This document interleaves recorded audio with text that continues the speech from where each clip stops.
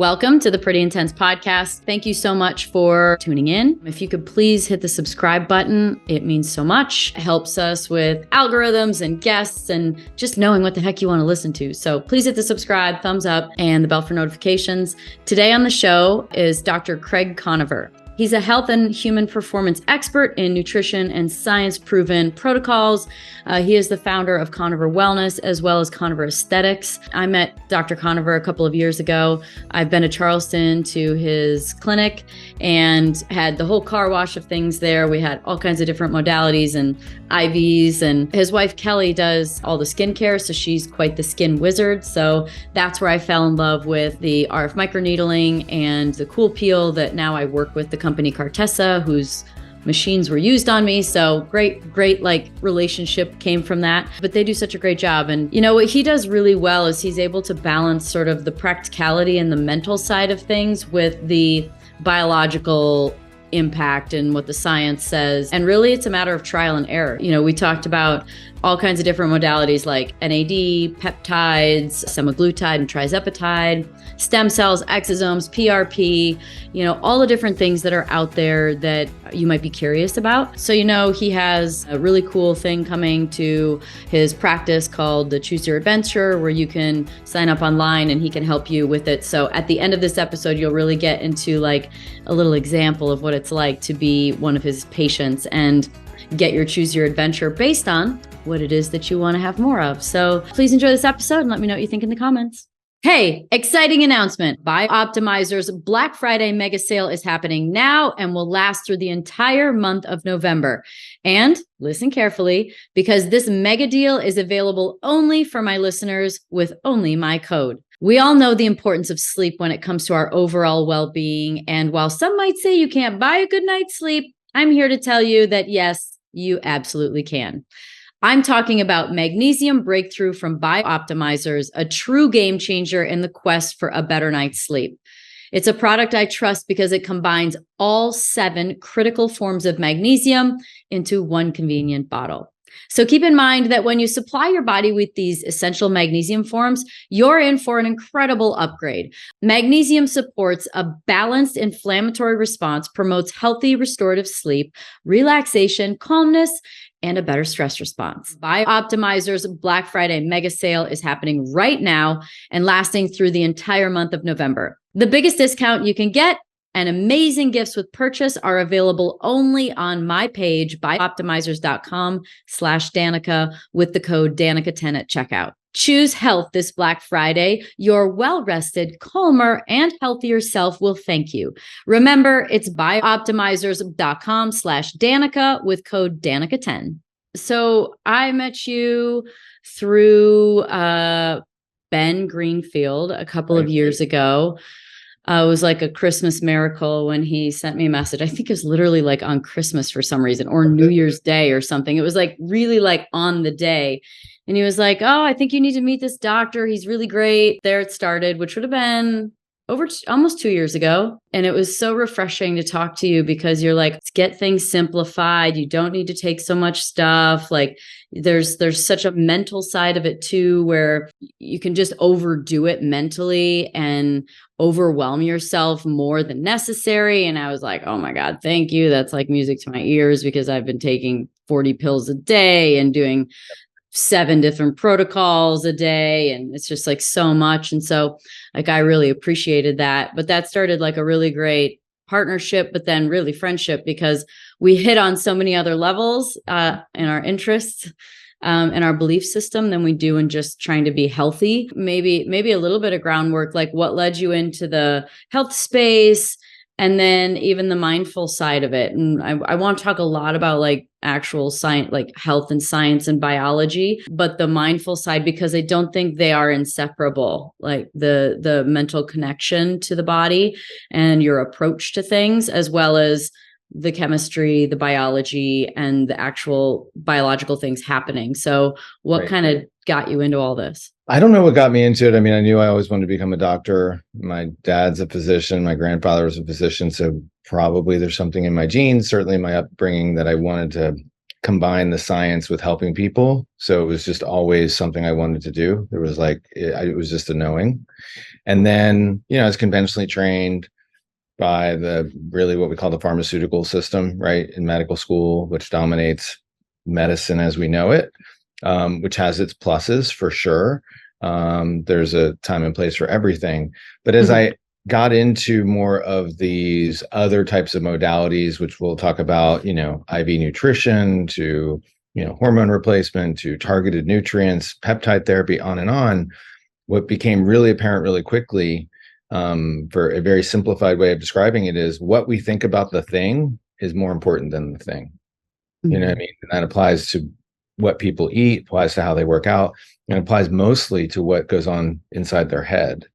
And, I just don't like this whole victim, mentality that is so pervasive now, which, some of it is fueled by this like genetic testing and here's your genes and you're screwed because you have these genes and you can only eat a certain way and only work out a certain way. I think that's very limiting. And I just see the tools that, we get to work with, help people understand that really what comes down to is what you think about it. Because if you're very limited in your thought process, meaning I have this diagnosis or I can't go very far, I can't feel very good, then it doesn't matter what you do. And then the reverse is true. When you have the mindset that anything is possible and let's figure it out and let's just try it, that makes it possible right then and there. So what's the chain of events? Like if there was sort of like a waterfall effect to how we experience our reality and how we feel in it, how would that go? I think so. From my perspective, which I think you'll appreciate, there's been a ton of programming, right? There's just a ton of programming that takes place as we move from, our childhood to adulthood, to accepting responsibility, to growing and developing. And a lot of it's not good in terms of it helps people become more obedient. And we have a lot of organizations and the powers that be will say, this are the hoops you jump through, and this is kind of your lot in life. And then you do that. And then we're going to kind of tell you how to do the next thing. And even extending to what we see a lot with gurus on social media, making it very stressful for people, being like, okay, if you want to optimize your health, you have to do all these really hard things all the time. And to me, that's very challenging. And I want people to have direct access and experience. I think that's the only way we learn anything. You have to try it.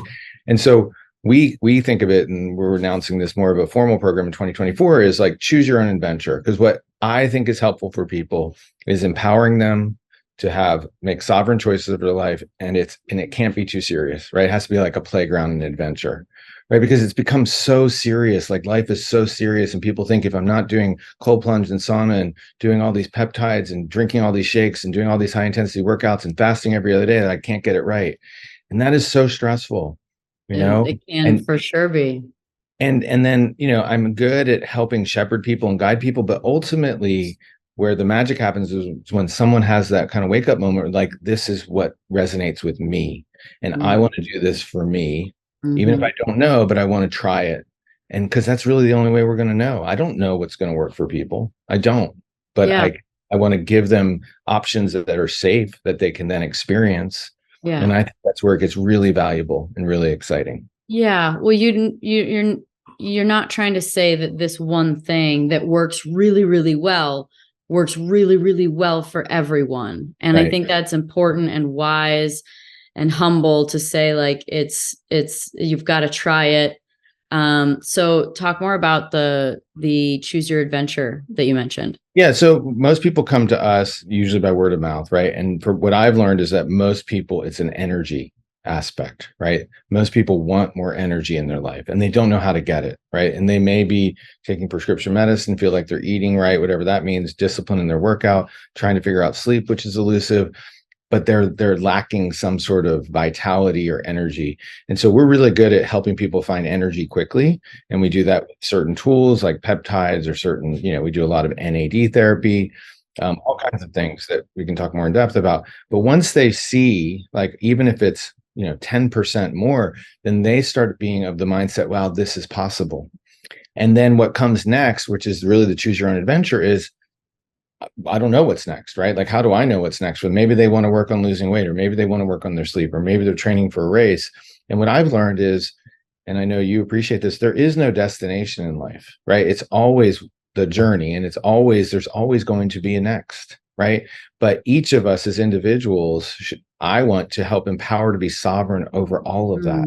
Because I think that's where it's at. I don't want people to feel like you have to do this because society or your doctor or your trainer or whoever tells you, like it really works when it clicks for people. Like, this is what I want to try, because you can't get it wrong, right? Like, even if you make a bad choice or you go a direction you shouldn't be going, you just course correct. And in life is just one choice after another. It's never over, so you can never get it wrong. Exactly. And even if we take it and really distill it down, even to, because I know people are hung up on a lot of ways, the people I see are lab results. And we really look at that and say, even all that's made up, right? All of these reference ranges that we use, we do a lot of hormone replacement with men who are using testosterone.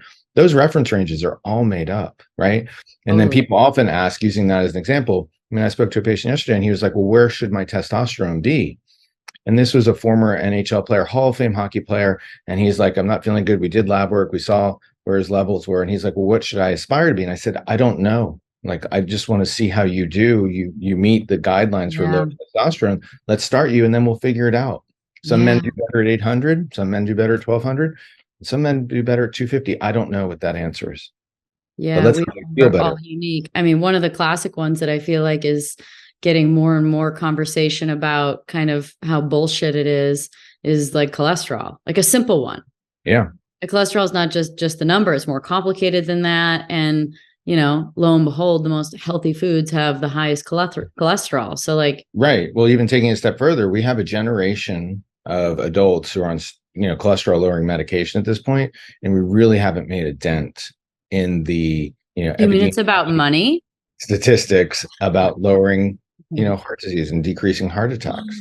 Do you think that for cancer either? I mean, it's abundant. Who invented these ranges? And like, I'm just being suspicious and curious if was the cholesterol number, when did that get established? And was that established by, those who are trying to feed us all the grains and things like that? Like, don't eat your steak and eggs, man. It's going to make your cholesterol go up. And they're like, if you put this range over here, will really help us sell more bread and a little less eggs. Yeah, no, I mean, so I remember when I was in medical school in the late 1990s, they talked about, this was the big like statin boom. This is when all these, ranges came out. And I remember when I learned that the doctors who formulated these reference ranges all sat on the boards of the pharmaceutical companies. That was like an aha moment. And again, I think there's lots of ways to do it, but what I certainly learned through COVID is, which I think a lot of people appreciate, these pharmaceutical companies are not telling us the whole side of the story, right? There's so many, negative drug studies, which means they didn't meet their goals or it didn't work out the way they wanted. Those are never published. And so then we'd only know maybe half of the story. And so again, I'm not discounting pharmaceuticals. There's a time and a place. Yeah. I mean, I don't want you to like wave lavender over my face if I just got in a traumatic car crash. Sure. And I think there's people who benefit from cholesterol lowering medication. But I think to your point that you said is it can't be as linear as that. Otherwise, we would have put a huge dent in the frequency and the rate that people are getting heart attacks. And statistically, we really haven't. So then you have to ask, well, there's more to it, right? There's a lot. What has gotten better? Has anything gotten better? Like, is there what are the biggest issues? Like, well, what has gotten better? Start there. I think from a chronic disease point of view, it's all getting worse. There's more cancer, there's more heart disease. I mean, I read recently there's more autoimmune disease than cancer and heart disease combined. I mean, these are massive numbers, right? And so it doesn't seem like from a societal point of view that we're moving in the right direction at all. What is an autoimmune disease, by the way?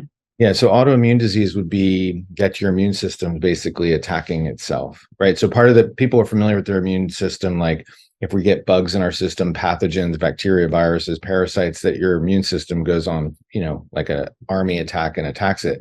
But another job of our immune system is there's cellular turnover at certain rates, right? Certain cells turn over at a certain rate. So part of the job of the immune system is to pick up, dead tissue versus vital tissue. And in an autoimmune instance, it's attacking vital tissue. That's a living tissue. Why and would your body do that? it messes up. The immune system is very complicated. Just a mistake or like a Seems to be a mistake. misdirection? Yeah, so a great example, a common one would be Hashimoto's, which Right. is autoimmune thyroid disease, where you are attacking, people with Hashimoto's are attacking a specific thyroid enzyme that cleaves an iodine off T4 to make T3. And if you let that linger long enough, you'll become hypothyroid and, slow down like you're living in quicksand. And so that tends to happen based on, again, this is just general, is your immune system, instead of making an antibody to a virus, right, it makes an antibody to that enzyme. Same thing with food. Gluten is a common example with Hashimoto's. Instead of making antibodies to a specific food or virus, it's making antibodies to specific things related to the thyroid. Yeah. And there's many different expressions of an autoimmune sort of disease. Tons of autoimmune disease, from celiac disease to type 1 diabetes to MS, right, to lupus, rheumatoid arthritis, Sjogren's, scleroderma, all kinds. What are you seeing in your clinic or practice, or just even in observation, with the arc that we've taken over the last few years and like the fallout now with COVID and the vaccines, and like what's the pathway that it was affecting? And then is the solution, like, what was the vaccine doing? Did it help? And does it help? Does it hurt? Like, I hear so many scary things about it that. I mean, I'm going by what everyone else is. I can tell you personally, seeing a lot of vaccine injuries, that's very real, right? Yeah. That is very real. From data that's been published, that's been made available, it seems to suggest very strongly that the more vaccines people get, the more susceptible they are actually to COVID. So I think the great experiment of saying we're going to give people, vaccinate all these people, and then we're going to lead to a decrease in COVID, which is the whole goal, didn't play out to be true.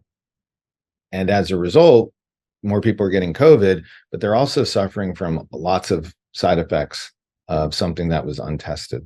Why is it affecting the heart so much? It seems like that's one thing that you see a lot of heart issues and heart attacks, and sudden death is now a cause of death.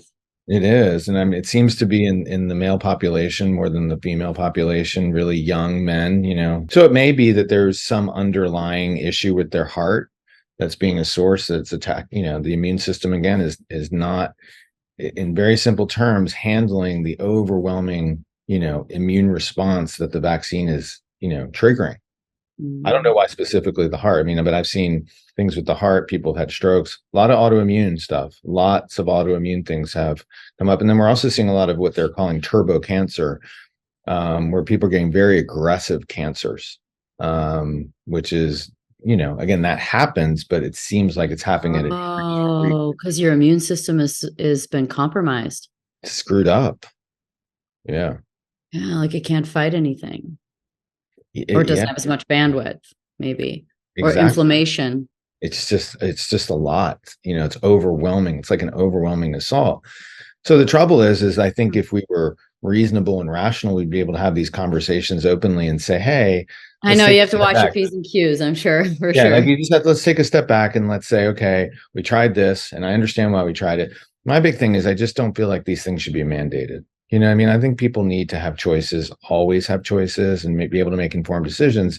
At the time when the vaccines were introduced, there's a lot of fear, and that fear persists. But I think it's a very slippery slope when everyone's, they say take care of the collective good over the good of the individual. I don't think that's ever played out well in history. Yeah, it's like the whole joke of like, if I put on a life preserver vest, then you're safe, right? Right. When we jump in the water, it's like, what? Yeah, same thing with like sunscreen. Like if I put, I need you to put sunscreen on so that I'm protected. And that it just, again, if people want to choose that all day long, I'd love to. Yeah, but everything should be available. Absolutely. And if you don't want to choose that, then that's your choice. Yeah. Well, you mentioned fear, and I think that kind of loops us back around to the mind and how like our orientation around everything. And, specific to that, like and what we were just talking about, like, I don't watch the news. If I was watching a sports event, like some sport on TV, and then news came on right after, and I saw, and here in the Valley, we're having an outburst of, and I would be like, click off. Right. Like, I don't want the programming. I don't want it in my psyche. I don't want to know. And, I just my experience, like I had a very good, like pleasant, safe experience. I did never have it. I didn't get sick. I didn't, there was just like, thank God, but I can't help but keep them sort of connected, the two, of being really not like in the mindset of it and not in the fear programming. Sure. And understanding that there are real experiences that we can have as people, and we can all get sick, but it didn't become part of my experience. And I feel like maybe some of it was because I didn't put it into my mind and my psyche and my programming. I'm sure. But contrary to that, I can say I kind of live like you live in that regard with the news and stuff. And I got COVID really badly, like sickest I've ever been, August of 21, like horribly sick, and still wonder like what happened there. Like 3 weeks of so sick. So it happens. I mean, I know you appreciate it. It's all about vibration and energy anyway. So it's just being on that certain vibrational frequency. Yeah. Again, that can happen, but we can either have a state of fear and anxiety and discomfort all the time and get sick, or we can be good, sick, good. Right. And just not put that fear into your mind and just go, this is just happening. It's an experience in life, and, shit happens. It's true. And I mean, if you really want to distill it down, life happens only moment to moment. Like, you can't live in the future, nor can you live in the past, even though our brains have a hard time with that. And that's a huge problem with social media, is like, okay, learning about all these bad things that are happening around the world to people, like, what good does that do? People say, oh, I need to know. For what? Like, what does it do to you? It's going to make you anxious and scared. And the more you play into that, the more you will attract that. That's very real. Yeah, man.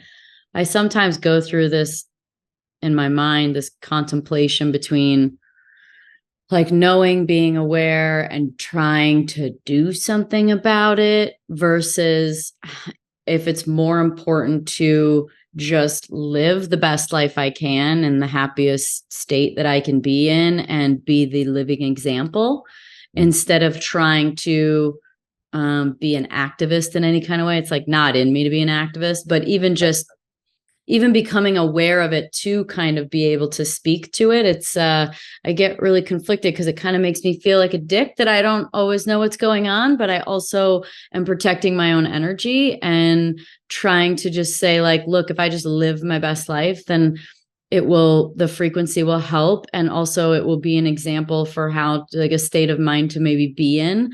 Have you ever thought about that before? For sure. But I think, yeah. And so I think if all of us here on this earth just focused on our own self and being an example, what a different world we live in.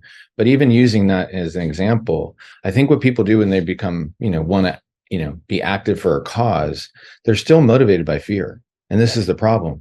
If you want to help, if anyone wants to help, you're helping because you want to do some good. And that's where you need to be really sovereign over it, versus I want to help because I'm scared and I'm bringing that negative energy to it. Because I would argue that a lot of these collective, whatever you want to call them, coalitions or organizations to bring light to something, is rooted in fear and negativity. So then you're spreading that fear and negativity on a massive scale. Yeah.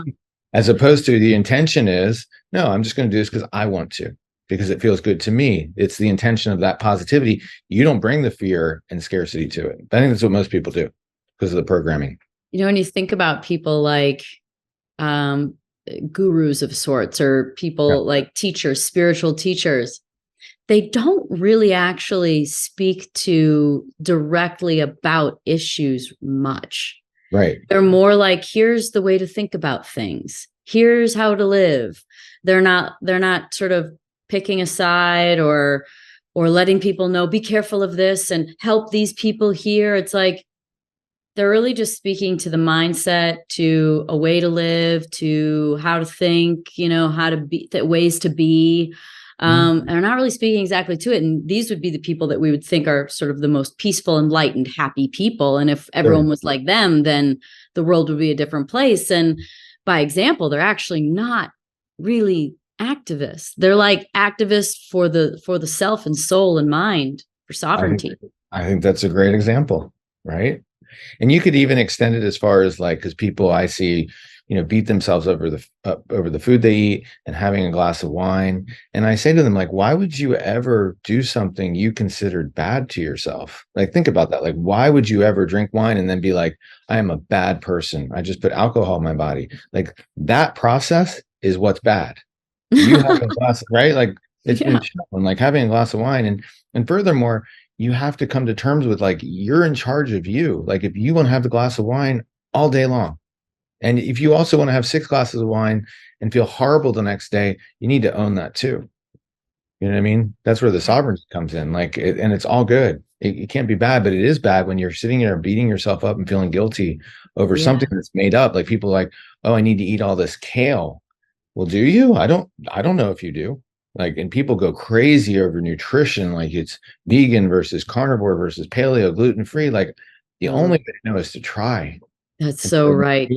The negativity of it, There's one thing I've learned over the last few years, and you've been along for the ride. Like, you really do have to just try things for yourself. It sounds so lame. It doesn't sound like an answer. We're meaning-making machines. We'd love to just have the magic formula, the right diet, the right workout, the right fasting protocol, the right whatever. But it's really like how your body works. And I think a lot of that has to do with, one, how your body works, but then number 2, what just feels good to you, because then you don't stress out as much. Like, for me, like, I just don't do well fasting. So like, that stressed me out a lot. Like, I'm like, how many goddamn hours am I up to? I have 3 more to go. Oh my God. Like, and you can't break it with like 1 damn calorie. And I'm like, oh my God. Right. But so, I mean, go ahead. I feel like you have some feelings in there. Yeah. Well, I mean, I don't do well with fasting either. Right. And I think what it's all about is, if we take it a step further and say, well, how do you know fasting is good for you? Like, all these people are listening to these podcasts and they're saying, here's how you're going to be healthy and here's how you're going to have insurance. How do you know? Like, if you don't try it, then it may not be good for you. The only way to know is through direct experience. That's the only solution. Like, you can read all you want, stand on the sidelines and say, okay, I think fasting is good, until you try it. How do you know? And then you got to be really honest with yourself and say, be genuine. Like, it's not for me. And that's awesome. Like, that's great. You're not doing anything wrong. What you're doing wrong, in my opinion, only is by making those decisions based on fear. So what do you find the most common things that like men come in for, and what are the most common things that women are looking for? I think if the unification, that would be energy, like I alluded to. Men, it takes them longer to want to do something about it. Men tend to wait and think they can fix it themselves. Women tend to be, want to talk about it more and explore it more, and are more open to, I think, possibilities. Men will get there, but it seems to be there needs to be more of an urgent need that something's happened. It used to be that we would joke that we wouldn't see men unless their arm was falling off, right? Like, men would just wait until there's severe pain to want to work on something. I don't think it's that bad, but it's in line with that. Whereas women are like open to, like, oh yeah, I read about this, I want to try this, I learned about it. Men are like, they'll get to it eventually. So what are the best things for energy then? What also zaps it the most? Like, what are the most energy sucking things that you commonly see? And then commonly, what are the best protocols to increasing energy? I mean, I think that the number one would be our phones, right? And living in like this artificial light, and people being away from natural light. I think most people would tell you it's, they don't eat a clean diet or they don't work out enough. But I would think it's these digital devices and living on social media and living on our phones, and that stress and that collective stress of feeling like you have to keep up always, and that vicious cycle that takes over. And then you have trouble sleeping, and then you don't get good sleep quality, and then you caffeinate, and then you're drinking coffee all day, and then you still haven't gone outside. And it's just, I think the light aspect's really important. That light itself is probably the most important nutrient we can get. And I tell people, when people are really sick, that there's really a very straightforward fix for most people is just go live in nature for a while, leave your phone, right? And get back to the rhythms of the sun rising, the sun setting, the earth, all of that. And that's what people did in primitive times. Vision quests. Yeah. And or even just, the simplification of it, right? Yeah. Like we're all addicted to our phones. I'm not saying do away with the phones, do away with digital stuff and all that. It's all important. But just recognizing that probably people are worn out, tired, stressed out, which then plays into their physical realm, starts there. Yeah. Yeah. Yeah. Well, especially when we know that phones have been developed by those people who built casinos and learned how to get you addicted to something. Just understand that you're in Vegas every damn day of your life, because that's who's designing everything to try and keep us hooked and give us more, to keep hitting the dopamine button so that we keep coming back. And, anybody who's been to Vegas or a casino goes, oh, that would be a lot. It is a lot, right? I mean, it's a tremendous lot. So you ask, what can people do? We have really good success with using, things like NAD therapy, which is that vitamin B3 derivative. Yeah, let's talk about that for a minute, because that's actually one of the first things I did with you, I feel like, was a loading dose of NAD, and, to share my experience, which is doing it 5 times in 10 days, depending on what your schedule is, just 5 times in 10 days. And so it can take up to 4 or 5 hours if you really can't take the medicine very quickly, because it does make you feel pretty shitty. I mean, you feel kind of oddly nauseous in a way. You feel like histamine reaction, like you get a stuffy nose, and, it's just a very weird feeling. And you don't feel great. So it took me quite a while most of the time. I mean, it took me, I don't think I did it any quicker than 3 or 4 hours, three and a half. And I felt like each one got a little bit easier, I think, even to the point where maybe I didn't keep it up. I know that's the loading dose, and then you do it once a month after, but I feel like I did it once or twice after, and I was able to do it without Zofran. Like, I didn't feel sick. And so, explain why I would have the experience that I did. And, you're kind of one of those pioneers of NAD and have really made it much more popular here. So, and you've shared it with a lot of your patients do it. And it's a really popular treatment. Yeah. I mean, and so the basics, it's a vitamin B3 derivative or a chemical cousin of niacin, and it's used in many ways, but what it's known for is being the stuff or the substrate our mitochondria, the batteries of the cells use to take fuel that we eat, fats, carbohydrates, and protein, and convert it to chemical energy called ATP. And NAD is one of the important, parts of that process. And so what we've learned, with academic research over the last 5 to 10 years is a lot of the health of individuals, the cells, even, getting into chronic disease from diabetes, heart disease, cancer, neurodegenerative disease, goes back to the fate of those mitochondria. And so we're fortunate that we've been working with NAD longer than most people.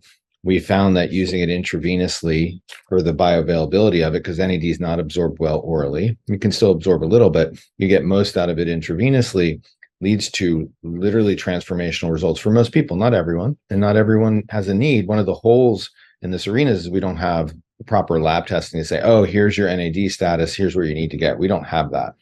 So we've learned just by trial and error with, anecdotally with patients and seeing how patients respond. We've been doing it a long time, that people do best with a loading dose like you did. And then from there, most people want to continue it, about once a month.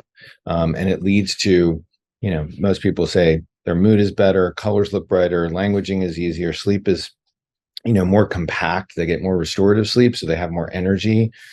Physically, they can recover from workouts more. They feel like they're more creative. All these popular things and really positive things. It's like cellular fitness, though. So I tell people it's like working out your cells. So like you would do a really challenging workout and you'd be huffing and puffing and short of breath.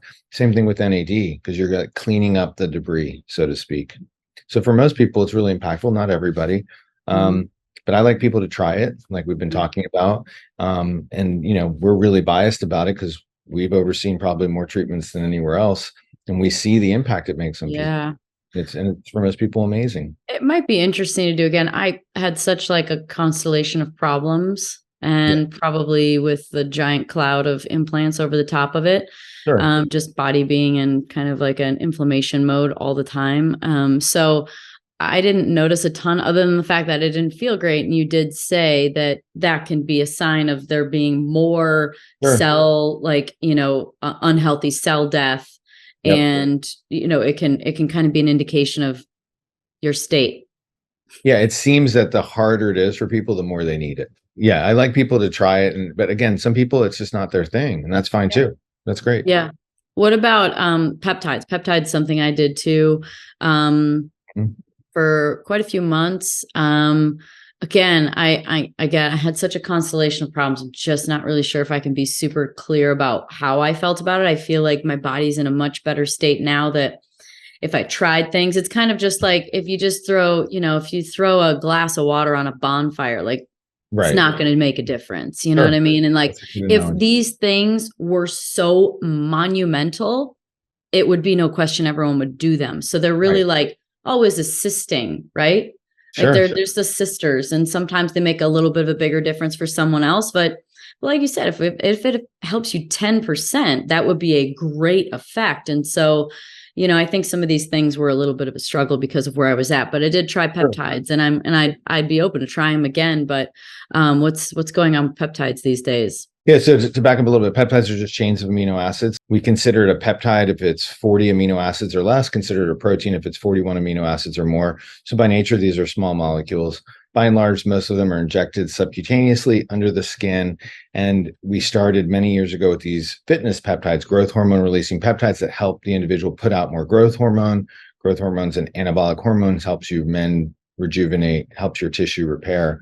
But since that time, blossomed into peptides for inflammation, peptides for your immune system, peptides for your nervous system, peptides for your mitochondria. You can even give yourself a suntan with peptides, right? Skin tanning for sure, melanotan. Yeah, absolutely. And so we found over time that combining the peptides into, unique kind of stacks, for lack of a better term, really help people because we can use multiple peptides at the same time. Sure. And it just works out really well. How many peptides are there, would you say? Oh, like there's thousands. There may be that many, but therapeutically, we're using 100? 30 or less, maybe. So it's not a lot. Yeah. But they've been super helpful for people by and large because they're so safe. We don't see really any negative side effects like at all. So super, super safe. You asked what's the status? Well, as of last week, the FDA has reclassified most of the peptides we use that they're no longer going to be in use anymore. And this comes as a surprise, but they will no longer be able to be compounded or made whatsoever. So they've been taken off the market.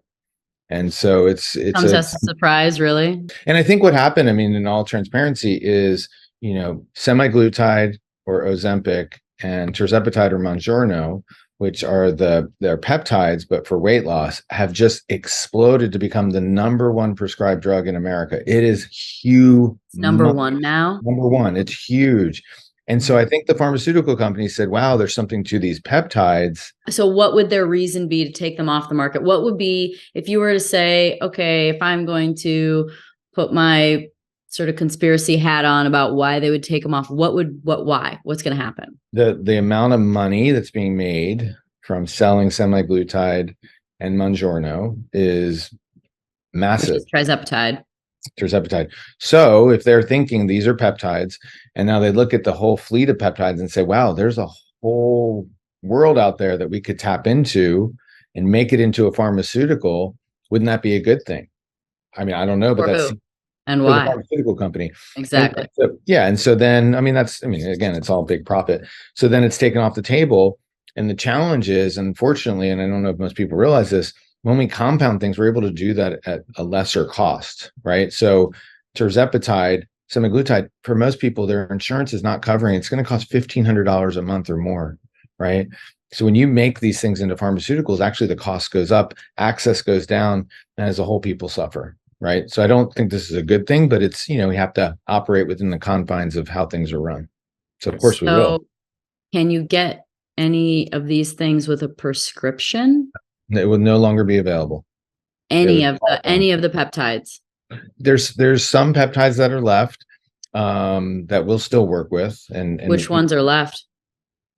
some esoteric ones, but I mean some things like there's a mitochondrial peptide called humanin, which is still allowed to be used. But again, all the big So peptides, like BP 157, like CJC 1295, like ipamorelin, some of the, like the big ones gone. Thymosin alpha 1, TB 500, MOTS-C, KPV, CMAX, Selank, all taken off, all of them. But for most people, that's unfortunate because, again, from our vantage point, such a safe therapy, and people really enjoyed the benefits. Right? There's no silver bullet to this, but it was really assisting in some big ways. But that seems to be how these things are lining up, right? It seems to be there's going to be more fear, more like scarcity, right? And then you have to fit into this a circle peg into a square hole, and we know it doesn't work. But that's just, that's the way we're moving with everything, for better, for worse.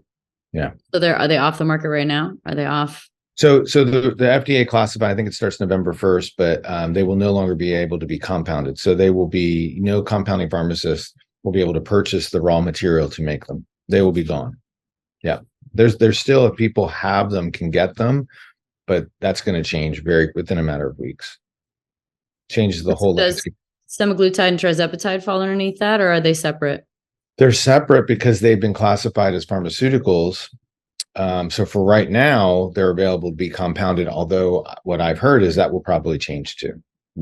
People will probably lose access to that, and then have to go through brand name. And to be clear, the brand name is in the injector pen. It has nothing to do with the semaglutide or tirzepatide. It's the injector pen, which is where the patent is. This material works just as well, even without the injector pen. And it's a lot cheaper. But again, the pharmaceutical companies aren't happy with that. Who should stock up? I know things have to be kept cold. Like in my peptides, when I got them, like you have to keep it cold. Is there like, do you want to go get all you can? And can't you reconstitute it with liquid? Like, doesn't it come as a powder sometimes? Yeah. I mean, there are places on the internet, which are research companies, that people can go search and buy on their own that still have this stuff for sure. I don't know how long it's going to last. I can't imagine very long. Yeah. Well, it wouldn't do you any good because you couldn't go sell it afterwards anyway, right? So this would have to be for personal use, right? Totally. But I mean, it's right, which is fine, which is great for people to find it on their own and do it. It's just, I think this is going to be a really hard pill to swallow. They're going to go away pretty quickly. This is a big declaration by the FDA. We already know we don't love the FDA, so there's going to be anarchy. Like, when does that happen? Like, I feel like we already saw it with this whole, like, oh, the next pandemic is coming, and people were like a giant, no way I'm following the rules this time. Like and then it all of a sudden died out. It seemed like. I wonder. I mean, people ask me that, is there a next wave coming of COVID? And then more masks and more mandates and all this. I don't know. I mean, to your point, it would seem that people are frustrated and aren't going to tolerate it. But I mean, right. I think we're going to keep getting pushed until we stand up and say, right. Don't agree with it. And I don't know if we're there yet. Does that right? But I mean, this is falling, like, this is the peptide stuff I'm talking about too. Like, when is there just like what does a rebellion even look like to what seems to be completely unnecessary?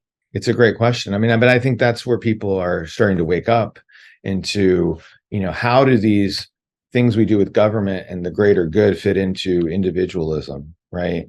And what crosses the line and where people are going to stand up and take care of themselves and their family. I mean, these are really important questions. I mean, medical sovereignty and sovereignty over everything, though. I mean, it's just an extension of it. And I think that's what we're going to see over the next few years is, this is a wake up time. This is a drudging of it all. And it's all good. It's all going to be really good because we're going to have to ask difficult questions, which are really important for us to ask. It's not serving us living in fear and scarcity. We let the powers to be take control. We don't have choice anymore. Like, to the point where there's no cars, like you get a ride everywhere, and you don't own anything and you love it. Like, they're telling you, like, from a governing standpoint, from a power over you standpoint, they're like, you won't own anything and you'll be happy as ever, as happy as you can be about it. Like, you won't own your car, you won't own your house, you won't own your couches.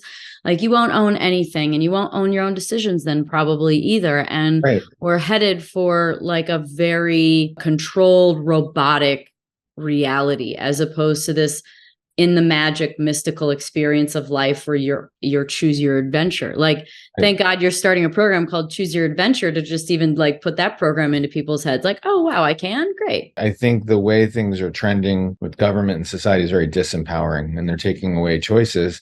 And even on the health front, like, you will have mandates likely, okay, you get cancer, you have to do chemotherapy, right? Or you have to do certain therapies, or you get a certain, right? And I know people will say, well, of course you do. That's in the greater good. It's not. None of that.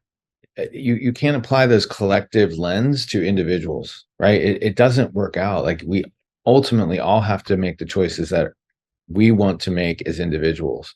And then if we do that with really good intentions, we can come together as society and recreate something that's really positive and sovereign for individuals, that's very moral and ethical, right? Yeah. But it is such a slippery slope when you remove those choices, like, all the morality goes out of the picture, in my opinion. It becomes completely unethical for people. Like, you have to do something. No one's sovereign over any of us, right? We're only sovereign over ourselves. So yeah, I think we're headed to potentially a very tumultuous time. I mean, we're there. It's just, how bad does it get? I did hear when all this stuff was happening starting in 2020 that it would be about 4 or 5 years. Yeah.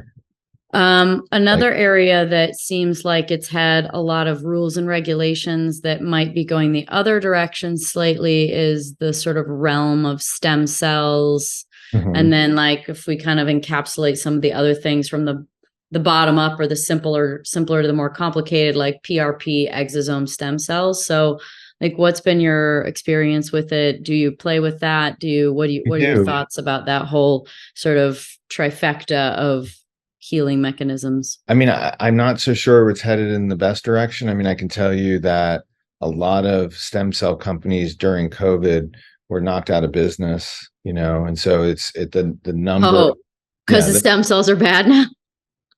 Yeah, I mean, again, it comes down to how the FDA allows the classification. So, for example, if it's considered a biologic, it's going to be taken off the table, right? And there's certain rules. This is why people leave this country to go do stem cell therapy outside the country. I did. Yeah, there's not the same harsh, rules and regulations applied.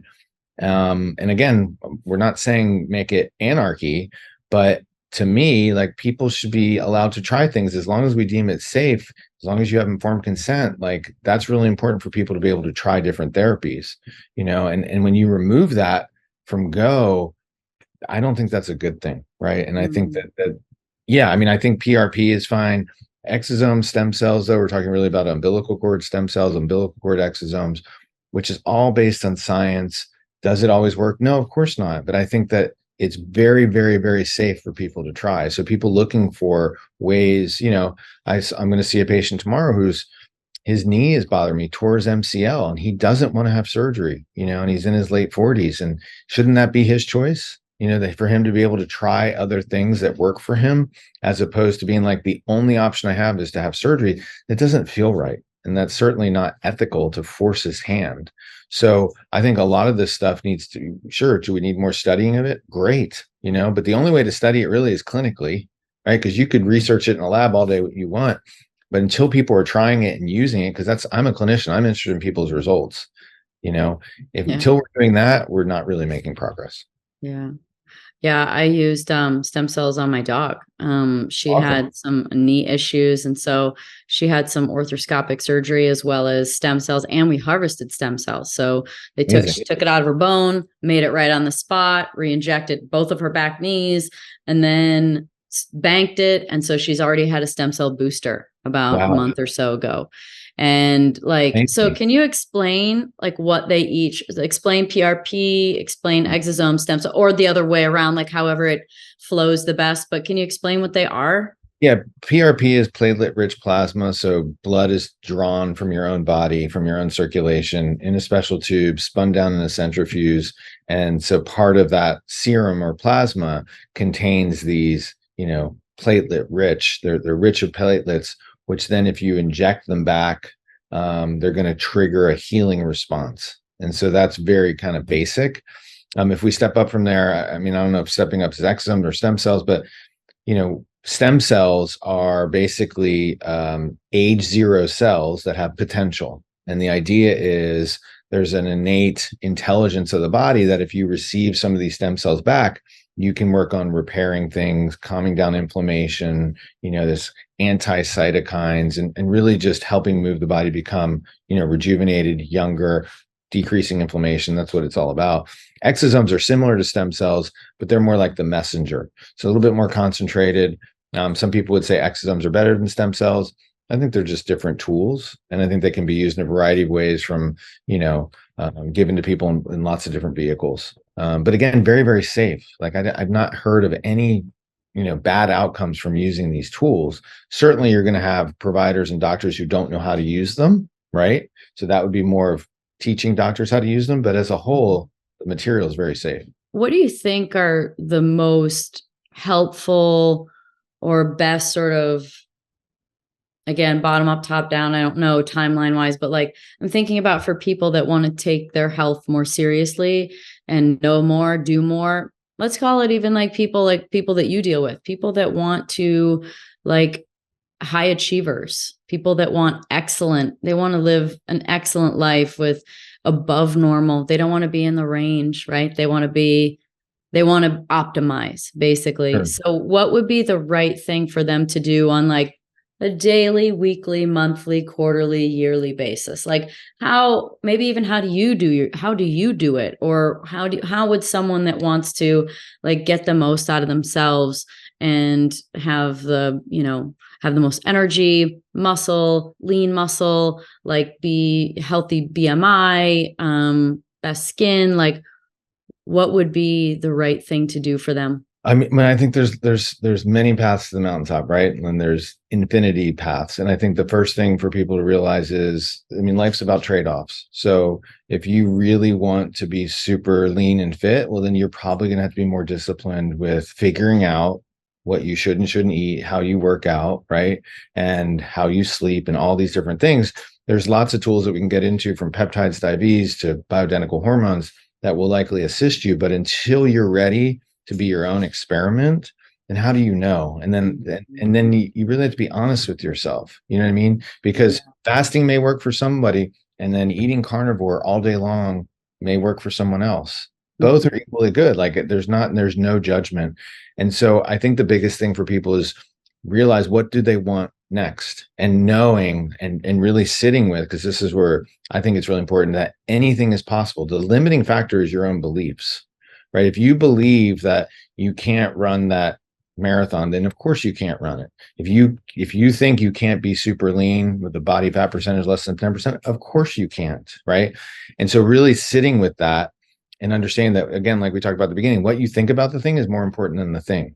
My favorite quote, Henry Ford, whether you think you can or you think you can't, you're right. Right. And so knowing that, just because you read it or someone tells you like, okay, you should be fasting, until you try it, how do you know? And so then once you can start down that mindset of just practicing having open beliefs and that anything is possible, then there's going to be some baby steps. And really, it's the way I think about it is just dialing it in. There's lots of different dials, from nutrition to fitness to sleep to energy to your mood to spiritual practices to meditation.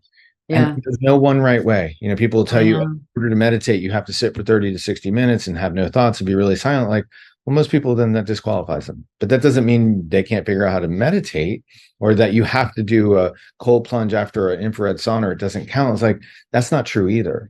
So I think it's just for people to realize, like, anything is possible. Start really slowly, get some small wins, which means you try something, it resonates with you. It feels like I'm on a better path.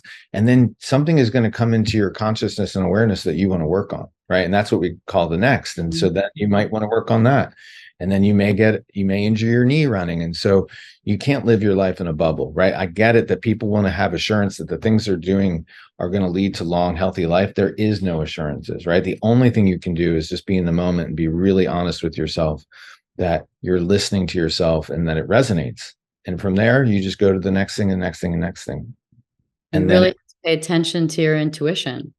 I think that's what it's all about, right? Because we're told by all these people and organizations and groups, like, this is the way you have to do it. I know for me, all of that's made up. So the only thing that's going to work, and that's just what I've observed with patients, is if you're willing to explore on yourself. right? Get guidance on how to explore it, that things are safe. But ultimately, if you're not ready to be your own experiment, you're going to be limited in how far you get, period. So I think that's for anyone who's wanting more, just be really honest with yourself that the next step to me is being open to trying. What does that mean to you, right? Like, and I think these goals of like anti-aging and longevity are way too vague. Like, it just doesn't, I don't know what that means even. There's no lab test we can say, okay, you're going to be good for 20 years from now. No way. So more importantly, just work on yourself for today. Like, be your best self today, and then do that again, again, and again.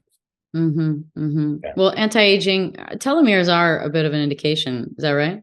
I mean, the problem with telomeres is, the idea of these telomeres lengthening, and that people say within our genes, if we have longer telomeres, it's going to lead to longer life. We don't know, though, that you don't have longer telomeres because you're living longer life. So, it doesn't mean that it's causative. It could just be there as representative. That's the problem with telomeres. It's not an exact science. No way. Do you believe that our telomeres were like capped to give us a certain length of life? It's like conspiracy around 120 years, and that's how long you're supposed to live. The telomeres basically are the informants of that. As they get shorter, your life is shorter. It's a parallel thing. Do you think that we've been genetically altered? That's a good question. I mean, I think there's a lot we don't know. Like, you and I have talked before, but like, I'm really interested in like what We're taking a hard right turn right now. Yeah, good. Like, I'm really interested in like what ancient people looked at in the sky, right? And how that played out in their life. And I think a lot of it has been, we don't know, for lack of a better term. Has it been covered up? I don't know. But I told you about that book, The Saturn Death Cults, which talks about the Saturn could have been our original sun. And it was a very different Earth at that time. We're talking a long time ago. But they think if Saturn was our sun, the effect of gravity was completely different, right? And because of this, there was not day and night. There was no time. There was abundance of food. And as well, we had people living longer at much larger body mass because we didn't have the effects of gravity. And now that there's a lot of, conjecture there, but it's super interesting to think about, because you look around the world, there's these massive monuments from, pyramids to Stonehenge, like something was related to what they were seeing in the sky. And if we don't understand that, and very few people like know that their body is representative of what's going on in the solar system anyway, right? Like, it's all one energy that's being recycled. Very few people think about like, oh, what's going on out there is actually what's going on in here. And if we don't know what's going on out there, then how do you really know what's going on here? You don't. So again, it all comes back to this thing is made up. It's all made up. We just keep making it up to make us feel better. Like, oh, this is the way it is. Right now, yeah, I think the collective is 120 years is about the max that people are going to get out of life. But that's for many factors, most of which I would think is people can't get beyond that concept in their mind. They don't believe it. They don't believe it to be true. So if you don't believe it to be true, you've immediately, nullified it. Shit, people don't even believe 120 years is really possible. They're like, man, I hope I get 80 good ones out of it. Right. And a lot of that is just like you talked about with you and COVID. Like, it wasn't on your radar. You aren't getting it. You're not experiencing it. And guess what? You didn't experience it. I think that applies to everything in life. People are always like, well, let's plan for this. You can only plan so much. The whole planning thing, I think, particularly with COVID, has gone out the window. There's only so much of your life that you can plan, whether it's financial planning, health planning, whatever it is. Like, just focus on today and your immediate future, and that should be good enough.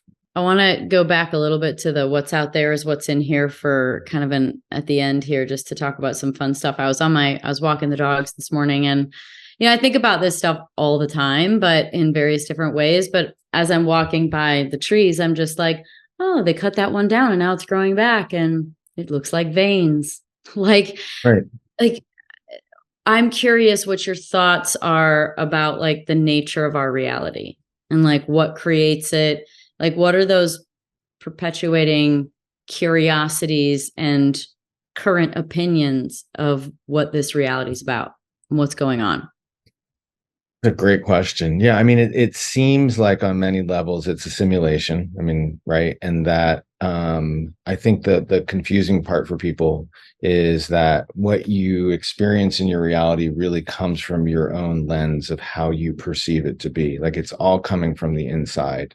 And so we create and we're co-creators in that reality, which is really important and should be empowering, right? Like it's all amazing. I have a firm belief in God who created all of it. And it's a beautiful, kind of arena to be a part of and get to play in. But it has to be something you play in as opposed to something you're just, sludging through and like it sucks. Because that whole victim mentality, the more you focus on that, of course, the more you're going to get of that. So I think consciousness is the driver, right? And I think as we wake up and individuals expand their consciousness about what's happening in many different realms happening at the same time, time to me is made up, right? It's a fictional thing. Like time is existing, past, present, and future all at the same time. And that resonates with me. I can't explain it beyond that, right? Like I don't really can't use words to understand that or describe, but it just feels right to me. And so knowing that, I'm a firm believer that I want to be the best steward of what I can be in this life, because that's going to then, pass that light out to others and help others get that same experience.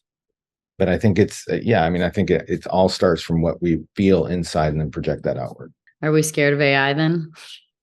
I think that's something to be, the whole movement towards like transhumanism and like making us into cyborgs and like it doesn't add up and it doesn't feel right. And when you separate the soul from the body, it's just, there's something very inherently, that doesn't feel good at all about that. I can see that it can be used just like pharmaceuticals. Like there's a time and a place, if you need to answer some questions quickly or build a website, it can help you tremendously, but they can't kind of guide your intuition.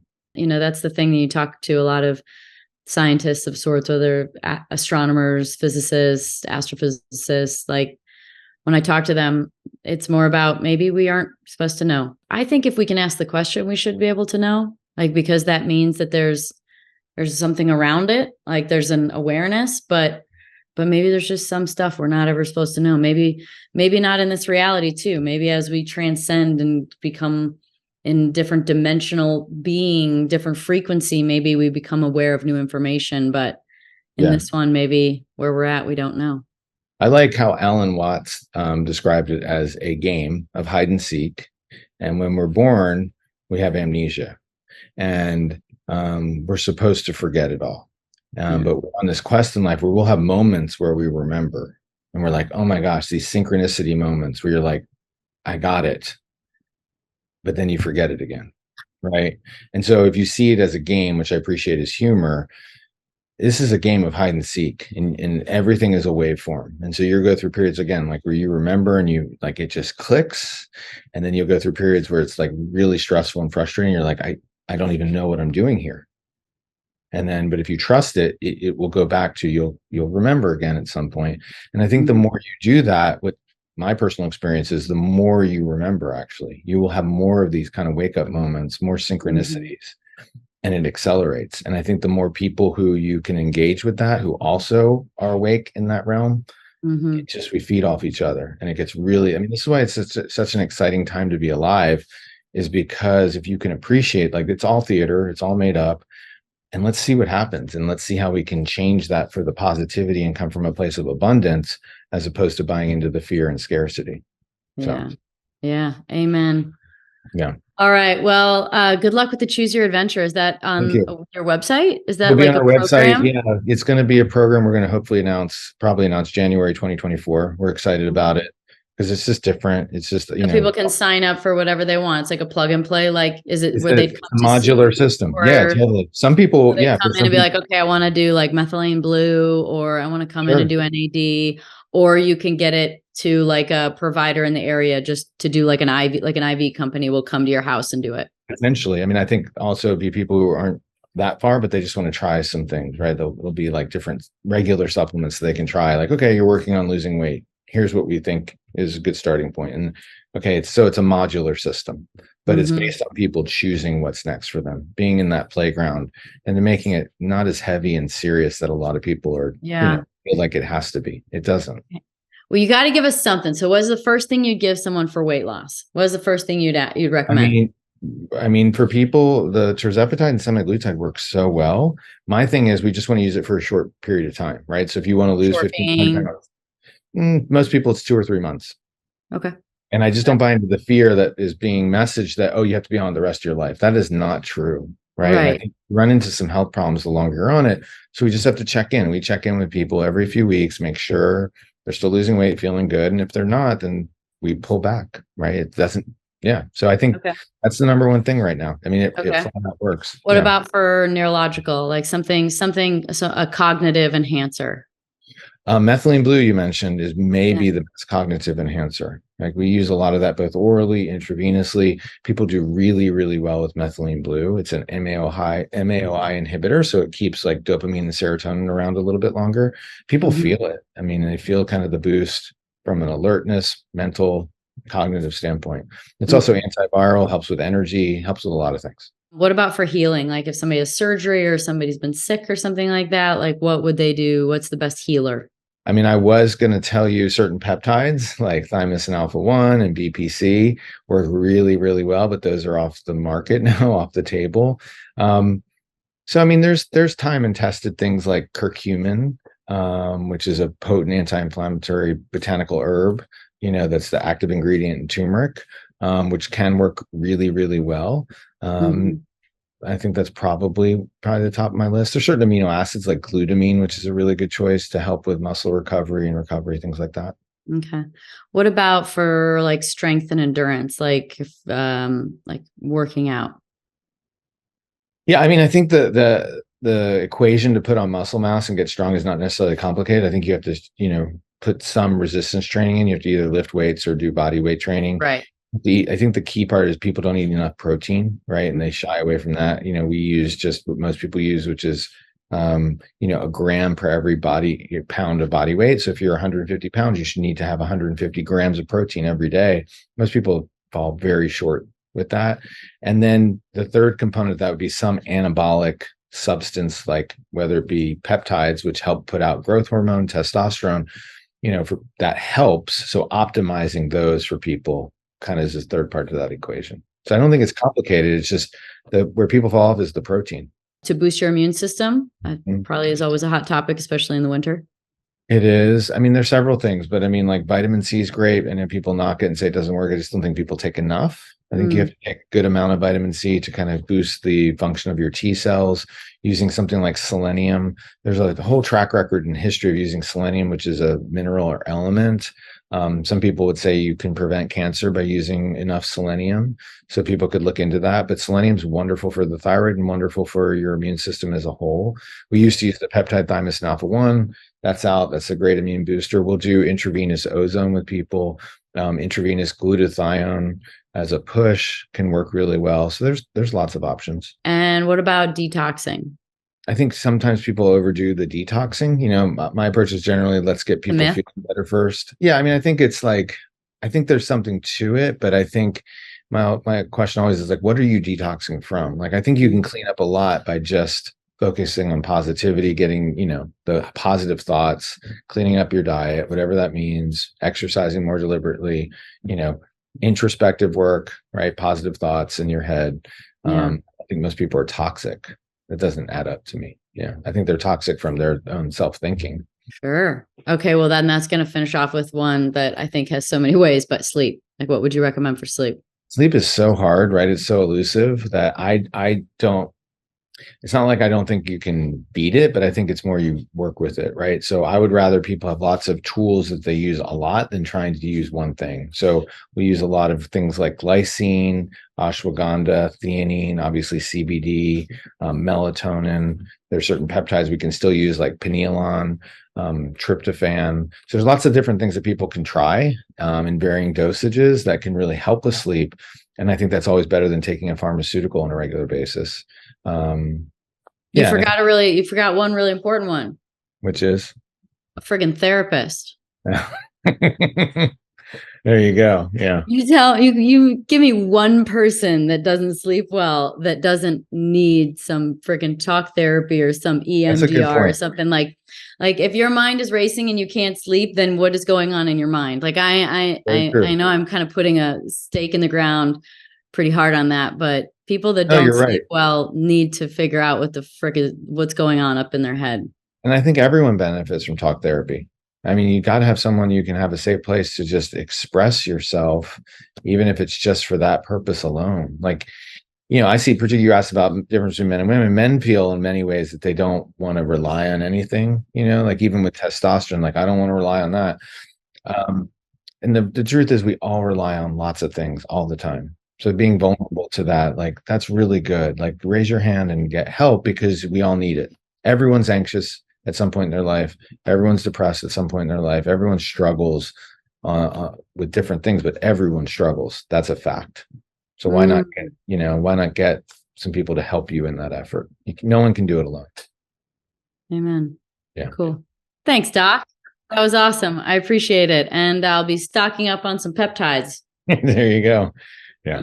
Thank you for having me. It's always great talking to you, Danica. Yeah, you too. You too. And for beautiful Keli, who is responsible for the improvement of my skin. For the people that don't know, coming to see you for what did I get? Curcumin, methylene blue. We oxygenated my blood. We had to do it old school because my veins were so shit back then. Body was in shutdown mode.